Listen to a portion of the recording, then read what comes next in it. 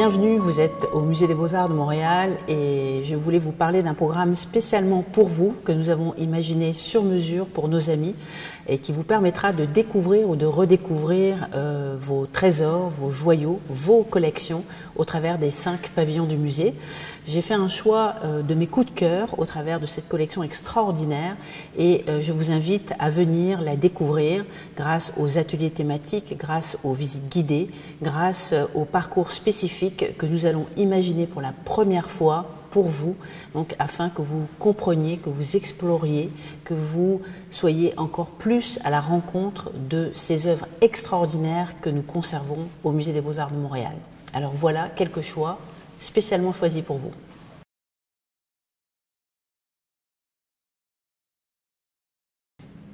Attention, chef-d'œuvre, la féerie de Fantin-Latour. Un tableau vraiment remarquable d'un artiste tout à fait exceptionnel pour qui veut comprendre cette révolution impressionniste qui a accompagné la modernité à la fin du 19e siècle. Il se trouve au Musée des Beaux-Arts de Montréal. Étonnant, non? Ce tableau a une histoire tout à fait exceptionnelle parce que non seulement il a été présenté au Salon des Refusés en 1863, mais aussi parce qu'il a appartenu à un des plus grands peintres impressionnistes américains qui s'appelle Whistler.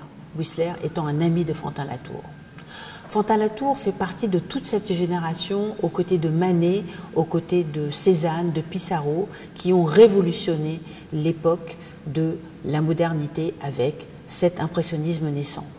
On est à une époque du Second Empire, avec Napoléon III. Les règles de l'école des Beaux-Arts commencent à se fissurer. Et tout d'un coup, on a une nouvelle école qui arrive avec des couleurs absolument extravagantes, avec un coloris flamboyant. Fantin-Latour, lui, n'en fait qu'à sa tête. Il adore le romantisme, il s'intéresse à Berlioz, il admire plus que tout Delacroix. En même temps, donc, il se passionne pour un jeune compositeur qui s'appelle Wagner. Et il fait ce tableau incroyable où il réfère à la peinture vénitienne, à celle de Véronèse ou du Titien par exemple. C'est une féerie, un tableau sans véritablement de sens ni de sujet. C'est vraiment l'art pour l'art, comme le disait le poète Théophile Gautier. Et c'est cette impression tout à fait émouvante d'une peinture faite musique, ou plutôt d'une musique faite peinture que l'on voit ici sur ce chef-d'œuvre qu'il a fait.